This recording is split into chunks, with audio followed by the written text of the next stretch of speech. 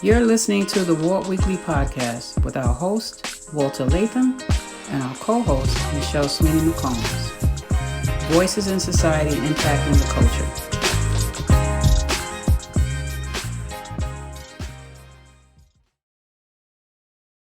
All right, today we have Greg Coleman. Welcome, Greg. Appreciate you coming on the show. Can you tell us a little bit about yourself? Appreciate y'all having me here. My name is Greg Coleman. I'm originally from Brooklyn, New York. I lived in New York up until 2006, and then I moved to Charlotte, North Carolina. And now I'm a resident of Greensboro, North Carolina. Ah, man, nice. I've been there. Really nice. That's great. So we're going to get right into, a situation that you recently recovered from. When and how did you find out that you had throat cancer? Well, I found out I had throat cancer in April of 2019, and it's kind of weird, the way those things took place. I was going to the doctor back in 2018, and she noticed what she thought was an abnormality in my thyroid.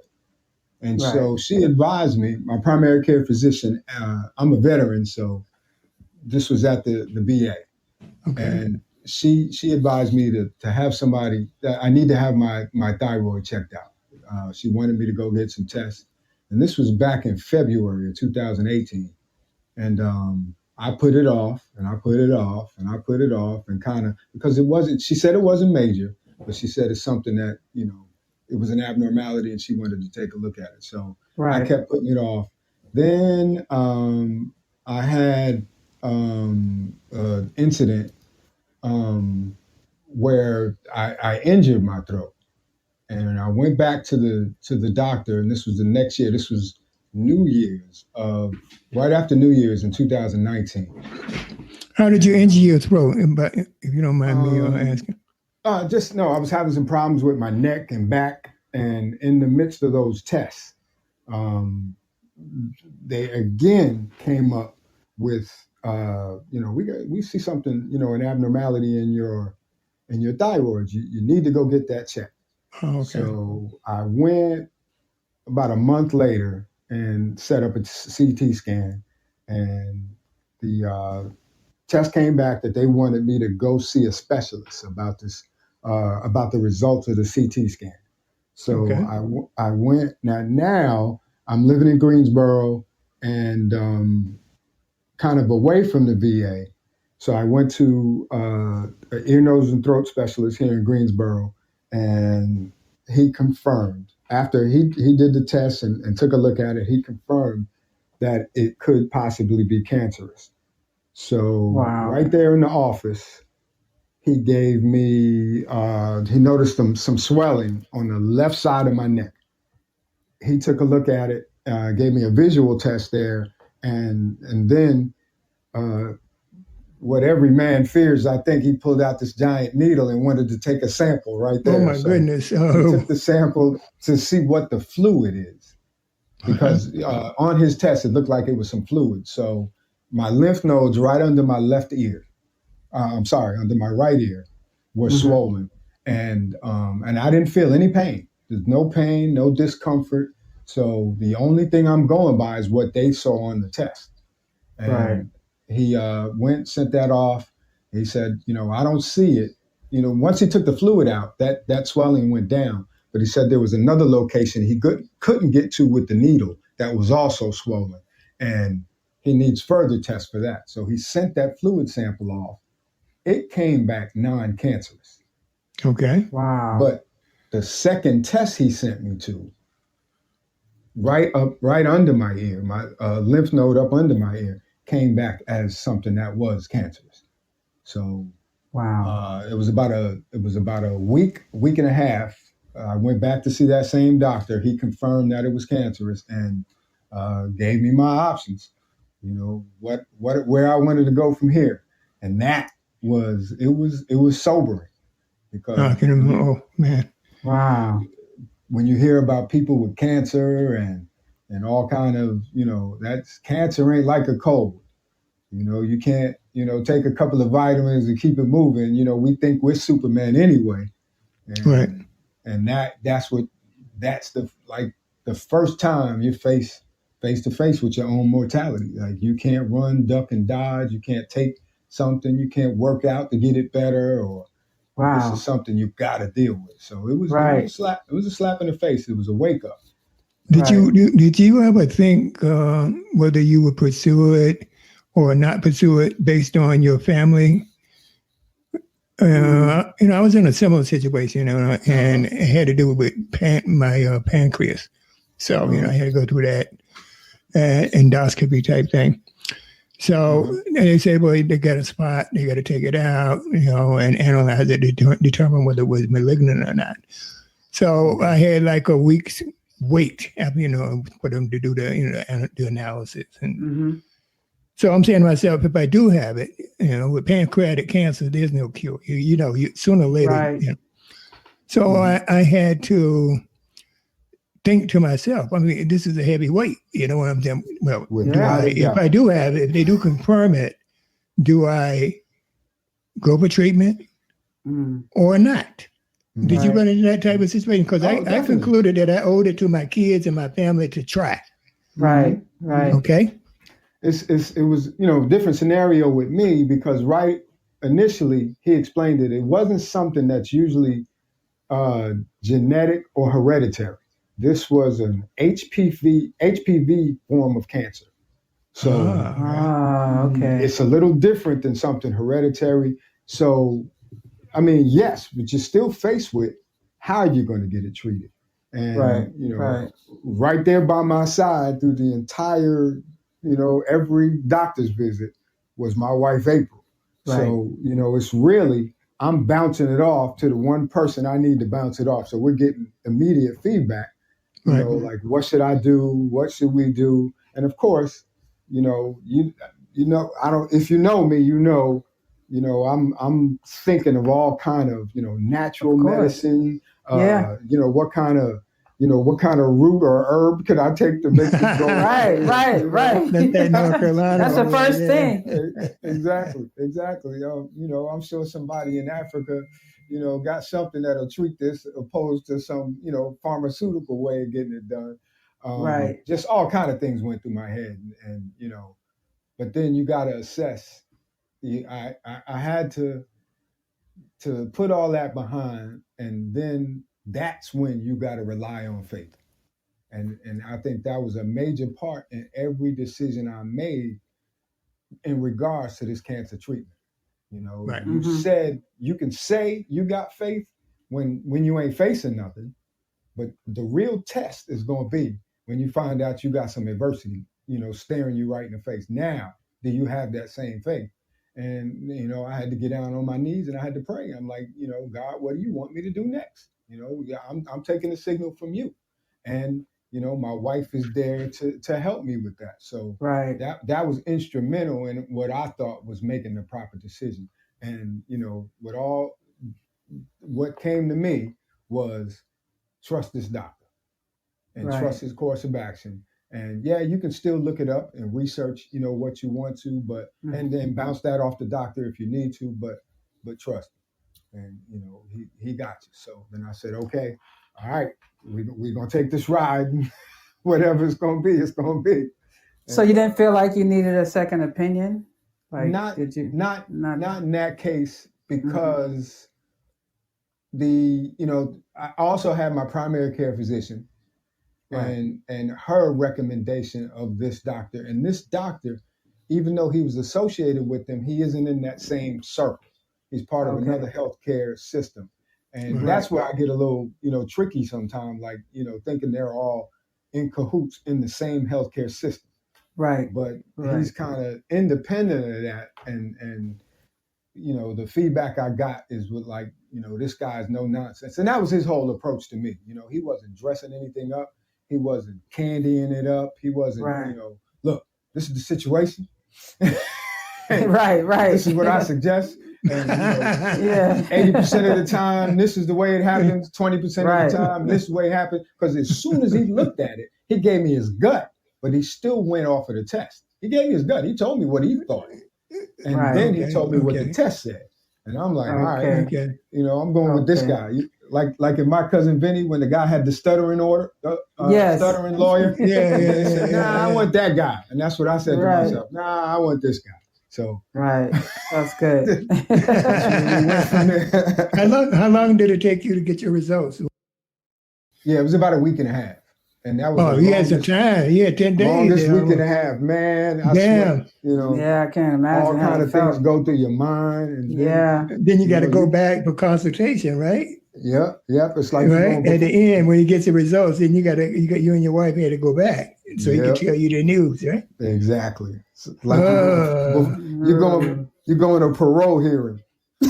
I think that where you going to the chair, are you going to get a more likely. Right. That's more likely. Yeah, that's true. Yeah, that is true. So I know you guys fairly well, and you had just actually 1 year anniversary, right? It was 10 months after we got married. Right. A little less than that. A little less than that, though, right? Yeah, it was a little less than that. Yeah. How has that taken a toll on your marriage and your wife with the support she's given you? I know she had retired, from her working, but, I know you have your mother-in-law. How did that affect you guys personally? Was it just another thing to add? You didn't think about it and you just kept it moving and you did what you had to do? How did that affect the family? It was an adjustment. It was definitely, but I can't say it was a strain on our marriage. It was, especially when looking back on it now. I mean, April was an absolute champion through this thing. There's no way I would have got through this like I got through it without her. It's just I can't say it any plainer. Can't say it any plainer because there was no wavering in her. Right. All right. We gonna go through this. I got you, and whatever you need, we gonna be all right. That's great. So, I could be as rah-rah as I want, but when you get that from your partner, from your helpmate, then that's the confirmation, and and she proved it, all throughout my treatment that year, because it wasn't pretty. Right. Right. Of course. At all, of course not. Of course. Yeah. Not. Definitely. Man, every step of the way, she's right there at every appointment. At I mean, just and that helps, because that's a confirmation that you made the right decision to go through with this. Right. That's a constant confirmation. Yeah. And it helped. It's a godsend. On the day that you got the news, prior to going into that office, when you were sitting in the waiting room, all right, and the doctor's going to give you his diagnosis on whether it's malignant and whatever, you got to take all these treatments and this and that. Mm-hmm. I mean, what was going through your mind? I'm gonna tell you, I don't know if I was in the military.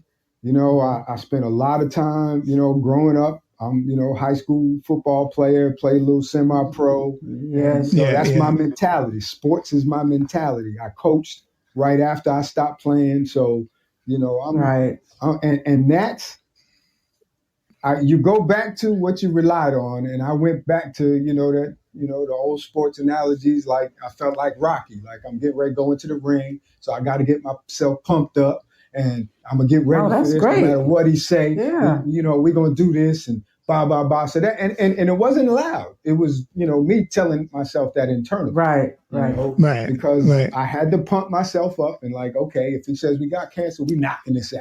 And you gotta fight. We're gonna fight this. We're gonna knock this out. And then there's the spiritual side of you too. That you're gonna be all right. I'm gonna give you whatever you need. I'm gonna push you through this. It's, even if it hurts, we're going to push through this and we're going to get what we need. So all of that combined, and then the fact that, pushing me into the ring is my wife. She's standing there right next to me. I got you, a hand on my shoulder. So that's great. So, when it came time to walk in that door and get that decision, when he told me what, that it was cancerous, then okay, I already have myself geared up, pumped up, and ready for the game. Not having any clue just how rough the game was going to be. Right. That's right. Okay, I see. Yeah, you don't know until you have to start doing it. Yeah. That's right. That's right. Yeah. I know when I was waiting outside the office, along with my wife, and we all, close, and she's holding my hand, but I wasn't afraid.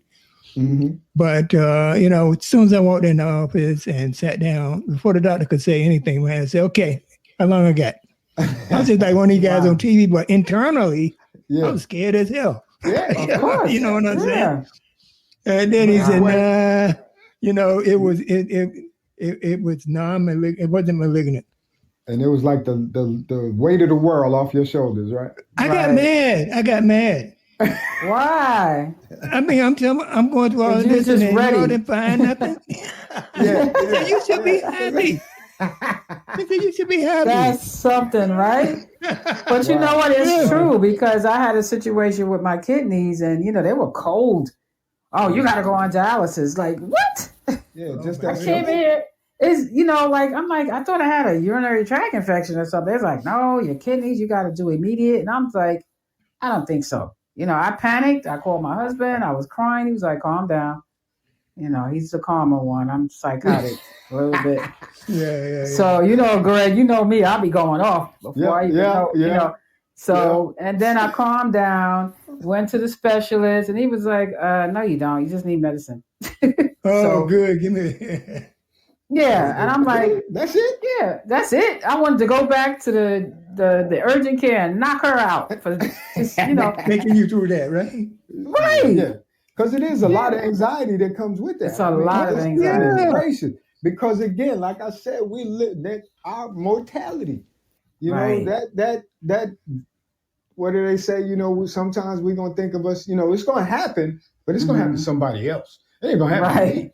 You know what I mean? So that's not me. Yeah. I'm there for somebody else if it happens to them, but us are dealing with it. And then if they tell you that it's, oh, it's okay. No, it wasn't that. Now, you got yourself all pumped up for nothing. Right. Like you got me all scared, and I'm like, oh God, I got to go through this. I know people that have been on it. It's not good. I'm a healthy person. I eat right. I take care of myself. Why me? Yeah. So. Yeah. And that's something else. Again, I like to say I'm a healthy person and I take care of myself. But now I start reconsidering when they tell you, what the cancer is and how you could have possibly, picked it up. You start to second guess everything you did in your life. Everything you did in your life. You retrace your steps, and you want to blame yourself for decisions that you made that you might not have made. That in all might not have had anything to do with why you got the cancer, but you still second guessing it. You're second guessing, definitely. You're going to second guess it anyway. So that you go through that, and so you were never a smoker. Never a smoker. No. How about a drinker? Never a big drinker. You drank social to keep up with the crowd for a little while. And social drinking. Yeah. And that had stopped a long time ago. Right. Never thinking that, and that's one of the things that you fool yourself to thinking that you're okay too, because just because you don't do that, you're going to be all right. And, But I will say though, the fact that I didn't do that helped in my recovery. Oh, that's great. Yeah. Wow. Okay. That's incredible. Wow. Yeah, good story, Greg. I mean, we never discussed the whole thing.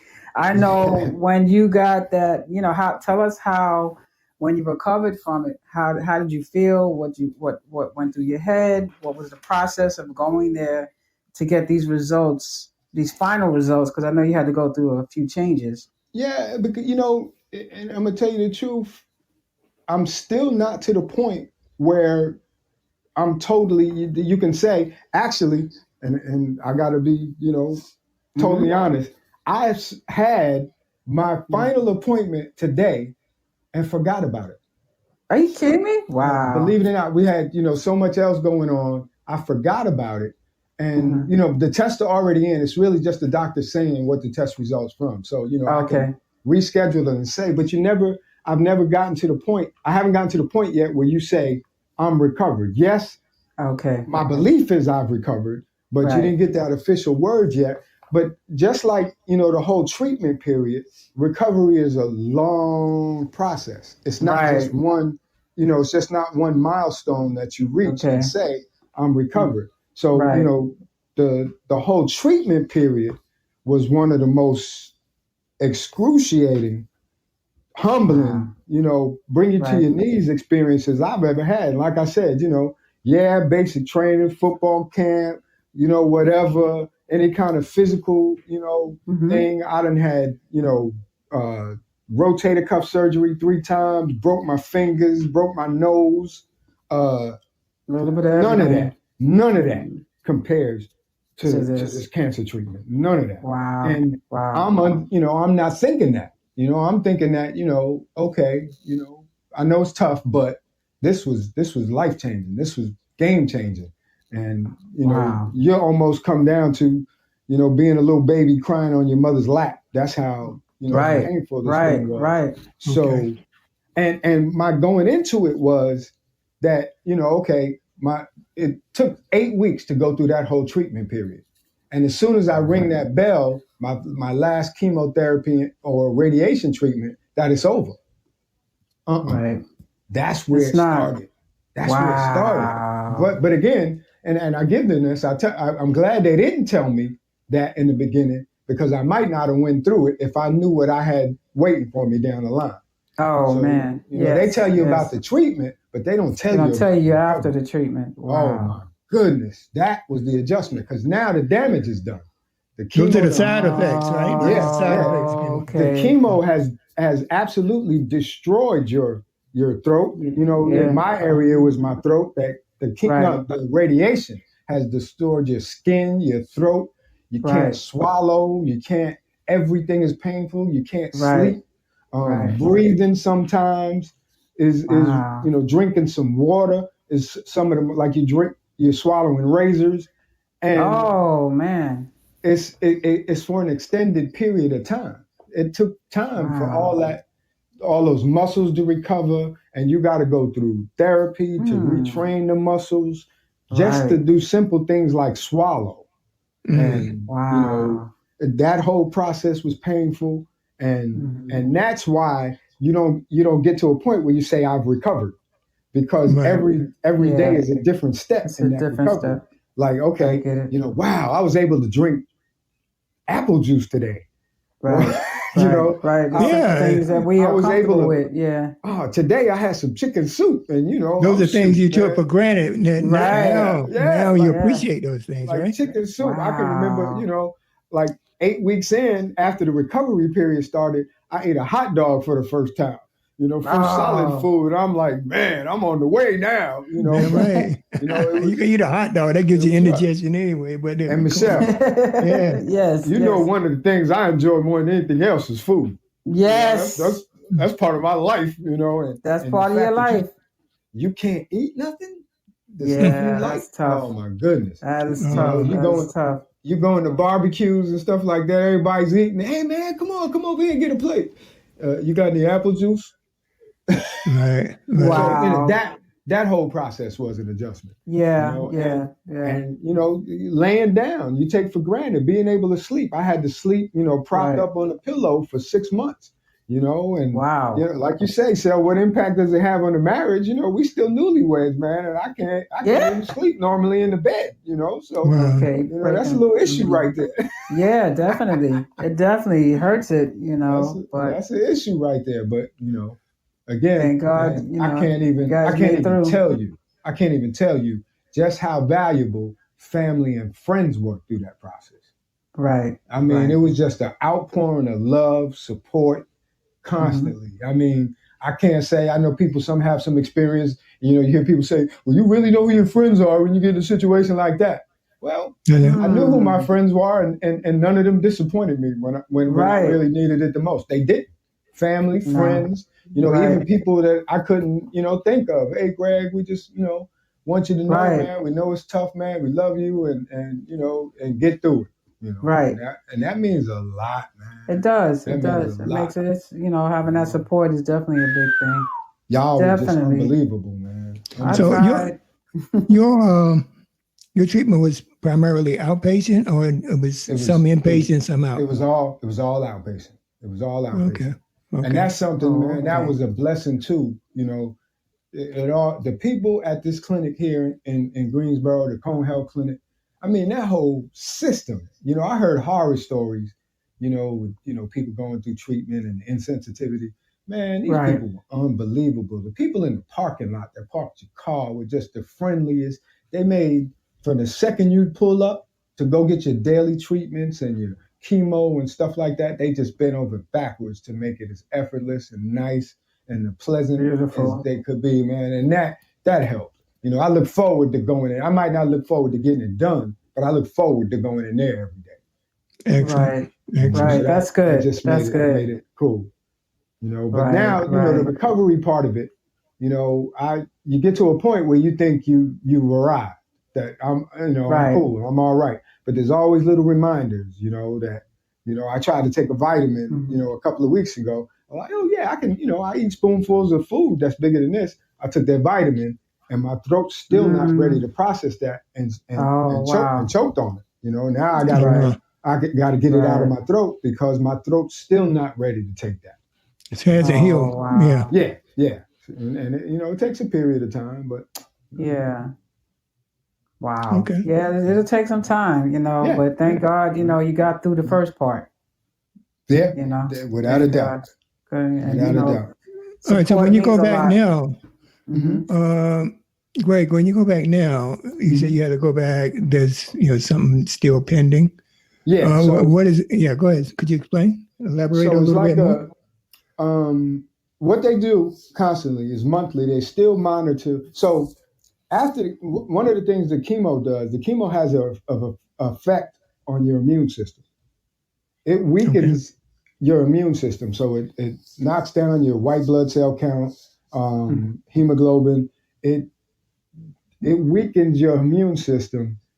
So now you're pretty much exposed. Things like common stuff that you might run into is going to affect you more than somebody else with a strong, with a regular immune system. So you got to be aware.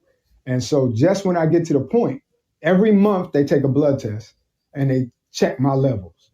And, the doctor says, well, okay, yeah, this is getting a little better. These numbers are getting a little better, but we still want you to beware. Watch who you're around, groups of people, wash your hands. Now, this was before the COVID outbreak. Right. The whole game changed, March 17th. I go into my appointment, get my levels checked. And they're like, look, you're getting better, but your immune system's still compromised. And now with this COVID epidemic, I need you to stay in the house. Period. Right. Point blank. Everybody else might debate whether we want to put a mask on and whether we want to go here, whether we want to practice social distancing. You don't have that option. This is what you need to do. Because my levels weren't back yet. You're at high risk. Yeah. So last month they 2 weeks ago they tested my levels again, and they're still not where they were getting better, but for the first time since the treatment ended, they dropped again slightly. And the doctor that I was supposed to see today follows up on the cancer part of it, not just my blood levels, but how my throat's recovered, how swallowing and things of that nature, and everything, any other organ that was directly related to the treatment.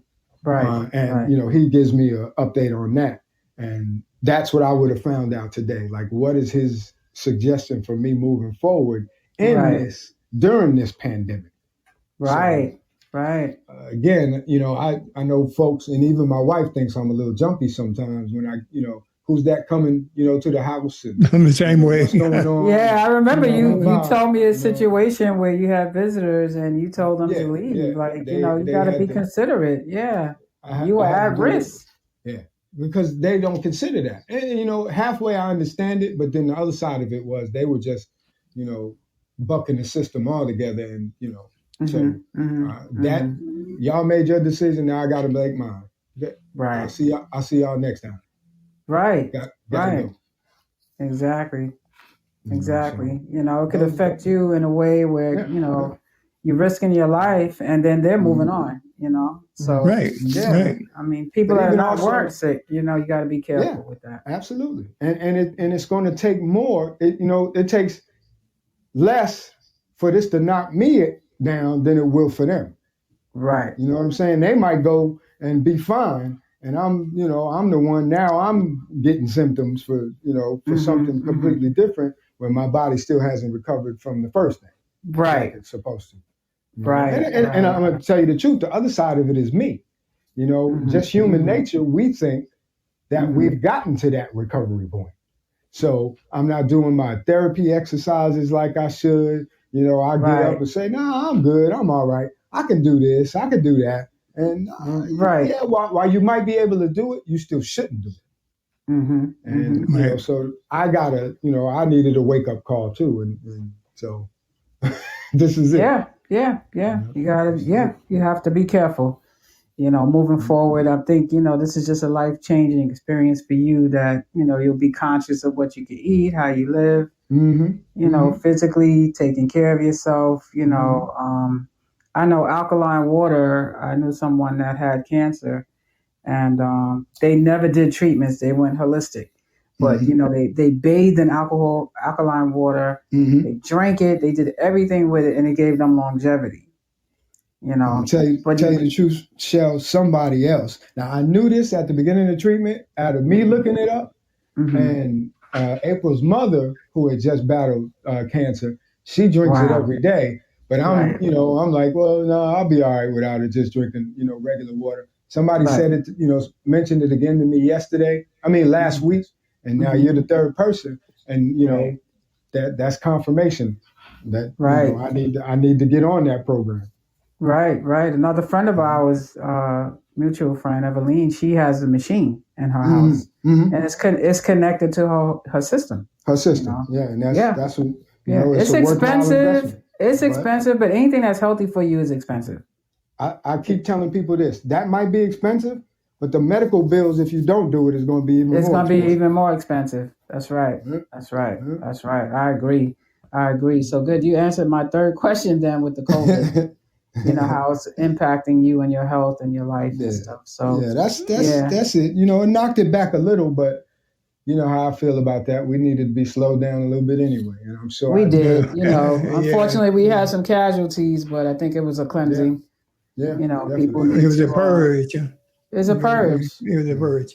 Okay. That's right. Right. I think so. And hopefully, with the summer coming and they're slowly opening the system up, people will be conscious and more respectful of people's space. So we'll see. But if you have pre-existing like yourself, you really have to be careful. You just can't go back to normal. You really can't. I would have liked to have been at a few protests or something like that. But like the first thing I'm thinking is, man, the people are kind of close to each other. Right. Yeah, exactly. Yeah. You got to think twice. You had high risk. I mean, a lot of people took risks just doing it, that are healthy, or there's some people out there that were in wheelchairs. They still took a chance. So no, that's true. And listen, good for them. I'm not telling them they shouldn't have, because this was important. I believe in what they're doing, but man, definitely. But I'll cheer them on through the TV. So I'm cool. I'm cool. I got one question though. I may have asked it earlier, but just to make sure. Does cancer run in your family? Has anybody else ever had throat cancer in your family? No, not at all. And I mean, and that's really started me digging and asking. Right. And nobody had ever heard of anybody having, throat cancer. It has to start somewhere, right? Yeah. But like I said, what it is that HPV, right, type of cancer is something you get. It could be by contact, or it could just be, genetically, whatever. And the first thing I'm thinking of, to be totally transparent, I wasn't always as sexually judicious as I should have been in the past, and I know Michelle might get a kick out of that, but yes, I'm not going to say anything. Yeah. I was a little looser than I am now. Yeah, he was loose. I could confirm. So no, honestly, that's the first thing I'm thinking of. So then you also go to, all right, if I got it, could I possibly have given it? But the doctor told me, sat me down, and it really doesn't work like that, like something like a sexually transmitted disease or anything like that. It's different, but it can be something you contribute. So all of those things start to flash back, and you say, oh my goodness, man, what I knew I should have. Right, like when you said earlier, you started thinking about a lot of things. I'm like, okay, he got a long history here. Hey. I'm not gonna say, but okay, you're here. We are here. We're gonna edit that out. No, but honestly, that's all. That's all in the past. That's who we are. So but it makes you think about stuff. It makes you think. There's going to be a ramification for everything at one time. For everything. So definitely. But thank God, So I will say you recovered. You are here talking to us. You're going to get good news. Yep, and I'm one of our key men on the panelists. You're one of our key persons. Your contributions are great.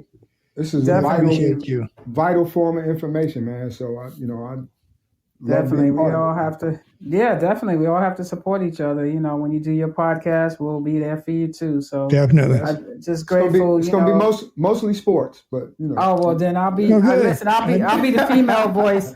I'll look at the questions and all the guests coming in and then ask. I'll do my part like I have been doing. So this one we're gonna get your husband on there with us. Oh man, please do. He'll stop work for that one. I know that's right. He definitely stopped work for that one. So let me ask my final question, Greg. Mm-hmm. What advice can you give to anyone that just ignore warning signs and are afraid to really get a checkup?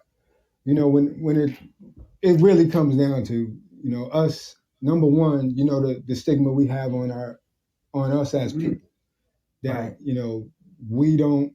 I know Black men are labeled as really not following up on our medical care, disregarding it. And I know a lot of that was generational. Our parents, our grandparents might not have trusted doctors and medical staff for various reasons. Could have been financial, and could have been a lot of times misdiagnosis, diagnosis and malpractice.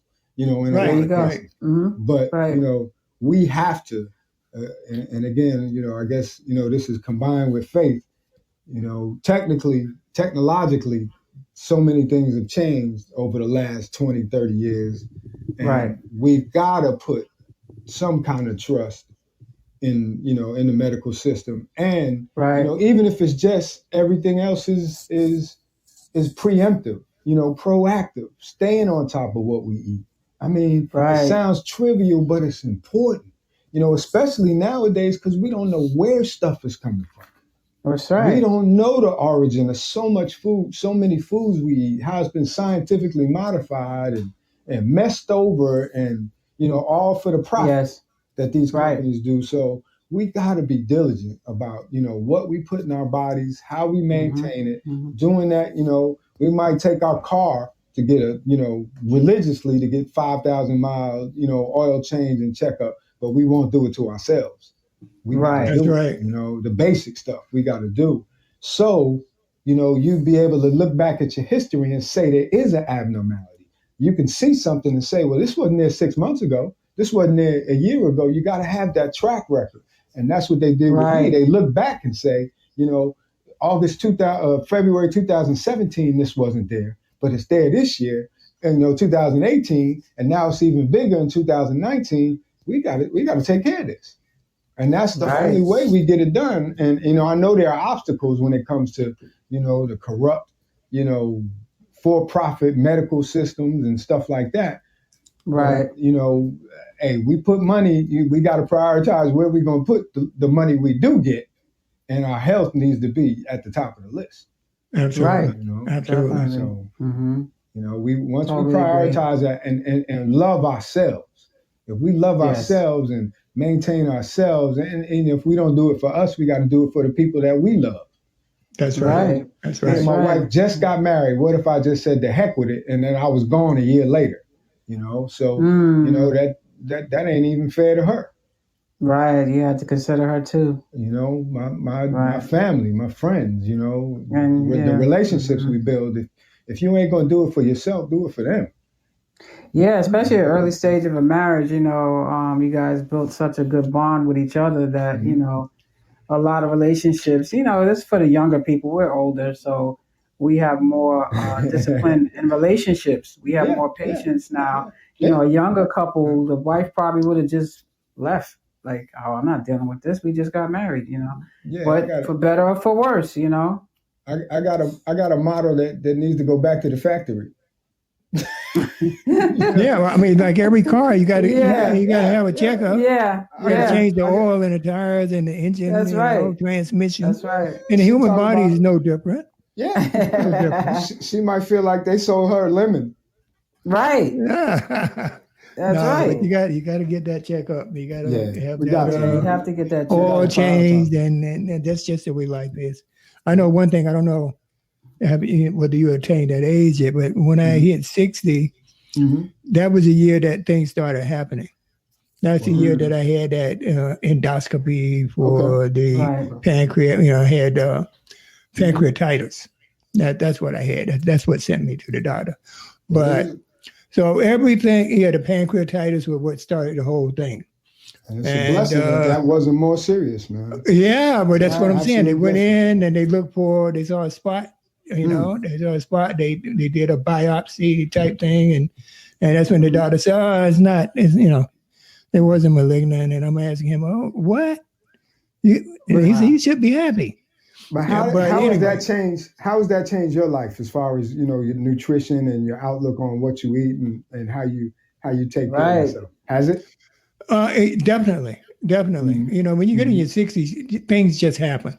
And reflects how you lived your life. Because I was one of those guys that drank and partied and ate what I wanted to eat. Didn't worry about it. So those things catch up with you because but one thing I do is I preach to my kids. What you do today, let's say you're in your 30s, going to affect you in your 40s, and what you do in your 40s is going to affect you in your 50s. I wish I would have. That's just the way it is. When I was 30. I tell them that. So that's true. I mean, it's true, Walter. Because right now I get pains in my knees, and I used to be very active with martial arts and stuff. I got abused a lot physically from doing that, and it's not even 60. It happens in the 40s, to be honest. The body starts to change. Everything is changing. I'm like, hey, where did that come from? On my thigh, like, what is that? I'm not used to seeing different things. So what's funny about it? Is that it's not only happening to us, but we see it happening to our circle of friends. Yes, I got now there's a crew of us, at church that are all done, going through the cancer, in one way, shape, or form, Really? So and we're all around the same age. Oh, wow. So that mortality doesn't just sit in us. We see it in the people close to us. Right. Everybody. And all of us say, just like you said, Walter, man, I wish I would have ate a little different when I was 30 or, right. I didn't drink that much, I should have stayed off that Crown Royal back then. That Johnny Walker Black was not. Yeah, but that's so funny. Your lifestyle as you're younger, you definitely have to watch. What you do. But it will impact you. You may not see it in 10 years, but it'll come back. It will circle back. What the hell? Yes. Yeah. And your body can't handle it. You're like, golly, it takes longer to heal to anything. Oh yeah. One of the funniest things about this whole thing, and not so much funny, the day I got the cancer diagnosis, I was 230. You were big. I mean, boy over there. And don't get me, I fooled myself because, it looked like I had a little belly and a little weight, but I didn't feel like fat and out of shape. Okay. Even though How tall are you, if you don't mind me asking? I'm 5'6", so 230 on a that's 5'6" body. Yeah, that's a lot. That's portly. I'm Yeah. I'm 165 pounds today. Congratulations. Wow. Congratulations. That's more than 50 pounds. That's Right. That's 60 something That's pounds. 100. Yeah. You know, that's 60 something pounds, and just blow me away. That was weight I absolutely did not need. Right. You feel different, right? Oh man, Definitely when you don't have that weight. Man, Yeah. It wears you down. You don't realize it. It makes you sluggish. You're slower. So April wants me to put unfortunately, about 30 pounds of that back on, but I don't know if that's really. Oh wow. No. I mean, it's up to you. If you feel good with that weight, you can carry it. Feel much better. The motto is everything Just in tone moderation. up. Everything in moderation. And you're exactly right. that's Walter. it. That You're is exactly it. right. Yep. Yeah. Wow. Like me, I had to stop drinking Pepsi. You get that type. Ooh, Pepsi. No, that's the real. Oh my God, that's a gut killer. I thought I was, but that man, once my sugar levels started going up, and I had to monitor it. Whoa. And Pepsi.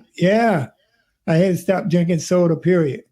And I went for years without drinking Pepsi for 3 years until the other day. With this the quarantine and everything, we were at KFC. We go there every Saturday, and they say you get a free drink. So I said, what do I told my wife? I said, I'm gonna try a Pepsi. Look, what the hell? It's COVID out there. This and that. And I took the Pepsi and I took her Pepsi because we didn't want to. We drink water in the house. That's all. Right. All right. So every Saturday when we go to KFC, I drink a Pepsi. Wow. That's it. And that's after like 4 years. I started. Wow. Yeah, Pepsi's a lot. Quarantine. Moderation. Yeah. Woo! Pepsi is like acid. Really? I couldn't drink it. Yeah, that's April's favorite drink. My wife's favorite drink. And my mother really? Oh my goodness. Oh my goodness. No way. It's like this house cannot not have a Pepsi in it. It's like really we fighting that fight still. I ain't win that one. Wow. I had that Pepsi. No way. That's crazy. Believe it or not, my mother, when she was getting ready to pass on, and she was in rehabilitation. Anyway, she said, "Booby," that's my nickname, Booby. Could you go get me some chicken? And then I said, "Okay, Mom, what you want? What you want? The thigh, leg, bro? Yeah, and some French fries." I said, "Okay, and don't forget that Pepsi." That's right. That's it. Yeah, I mean, unfortunately, it was she was in the 80s, so But her last good meal, she had that Pepsi in there. Had to have that Pepsi. Yeah, that's how my wife's family is. Yeah, I had that Pepsi, man. Hey, I came in the house with some Coke one day, and they almost threw it at me. It's a big difference. It's definitely a big difference. I can tell in a second. Yeah, I can't swallow Pepsi. It just hurts my throat going down. Like it puts a big lump on my chest. Like that's different. Yeah, it's very painful for me to drink Pepsi. Period. Even Coke sometimes, but I only get those Coke or Pepsi when I used to get stickers on the car from sanitation. Mm-hmm. Right. And you pour it on it, they come off. So that right there told me I'm not supposed to drink this crap. If it's taking that off, what is it doing to my insides? Yeah. That's right. That's true. Mm-hmm. But I mean, once a week, Michelle, I try to, tell once a week. My mother used to drink Pepsi every day. I did smoke a cigarette. Yeah. Yeah, I did that too. Yeah. One of the things that pushed me off it for the most part is, they say, so many people, medical and just, around the cancer, prevention industry, that sugar is the enemy, is the friend of cancer. So one of your biggest enemies in recovering it is too much sugar. Right. So, that cancer gets up and it feeds on that cancerous material. So eliminate the sugar, you help yourself out. Absolutely. Really? Absolutely. Oh, well, I'm going to die soon because this is a Kool-Aid house. Yeah, I know. We cannot live without Kool-Aid, me and Lyle. We're old school. I could have some Kool-Aid, man. Man, especially grape. Red Kool-Aid, red Kool-Aid. Grape Kool-Aid, yeah. Listen, yeah. Lyle makes the gourmet Kool-Aid. So everybody's like, "You sure that's Kool-Aid?" I'm like, "Yeah, that's Kool-Aid." Oh, You man. put a little lemon in it. Lemon, lime, Oh, my goodness. you name it, he hook it up. And I'm like, "What?" I'm not allowed to make it because I don't make it right. So You don't make it right. yeah. I can't make any beverages in here. Like, no. It's either too much sugar or not enough sugar. So, well, the doctor said, "Hey, you're type 2." I said, "Okay." right. So I don't use sugar. So you avoid it altogether. Yeah, I use Splenda. I shouldn't even. He said, "Don't even use that," but I use a little Splenda. I gotta have a little. Splenda is so gross. Yeah. But no, I'm used to it. I mean, to me. Yeah, I guess when you get used to it, you don't have a choice. Yeah, you have to get used to it. I can't imagine. And, I haven't had straight up sugar, with the exception of the Pepsi, in years. I just don't do it. Wow. No. Yeah, I mean, I don't drink soda anymore. I'll keep ginger ale for when I get an upset stomach, but we drink a lot of fruit juices, apple juice, cranberry juice, stuff like that. Yeah. And then if we have events, barbecues and stuff, I'll buy sodas, but we don't drink soda. I'm so used to not drinking it that it doesn't do well with me at all.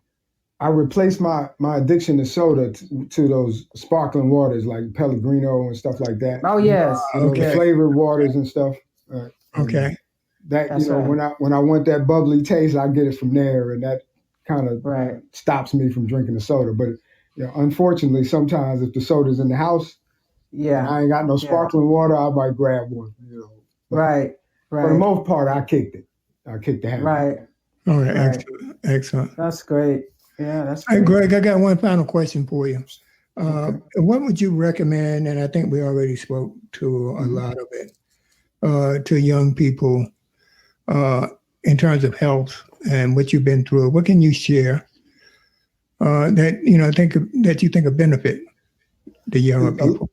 A large part of it is the self-awareness. I know we think we're unbreakable when we're young, and that we can pretty much stand up to anything. But getting into the first of all, learning from the wisdom of older folks. That's one of the things we downplay, societally. Listen, just like, you pass down the wisdom, to me just now about when it started to hit into you and what you started to do to change that. Right. It's the same way, older folks are willing to share their wisdom with younger folks. Number one, you got to be open. Number two, you got to listen, and you want to learn from the mistakes of others. And, listen to your people, listen to folks, and then love yourself enough to take care of yourself. Exactly. Love yourself. Okay. No matter what society says, love yourself. Right. That's first. Definitely. That's right. Amen. If you don't love yourself, you can't love anybody else. Yeah. Not at all. You can't. And no one will love you if you don't love yourself. Absolutely. It starts and ends there. Yes. Right. Fantastic show, guys. I really enjoyed it. It's amazing. Thank you, Greg. We're glad you were on. We appreciate your time. We appreciate you being a guest host as well on our panel. Thank you, man. We look forward to more, and we look forward to your sports one. I can't wait for you to do it. I'm getting it together. That's gonna be fire. Getting it together. So. All right. So we look forward. Thank you, Greg. We'll get back. Reschedule your appointment. All right, yeah, for sure. Don't miss. You've been too far. Yeah, matter of fact, I think I got that text message since I've been on here, so he already set it up. Well, you need to answer that. Awesome. Go take care of your business, man. All right, bro. All right, love you. Have a good day. Okay, guys, have a good one. All right, thank you. Okay, bye now. Thank you for joining the Walt Weekly. We can be found at Facebook, the Walt Weekly Podcast, Twitter at Walt Weekly, Instagram, The Walt Weekly, and www.thewaltweekly.podbean.com. Please like, follow, and share.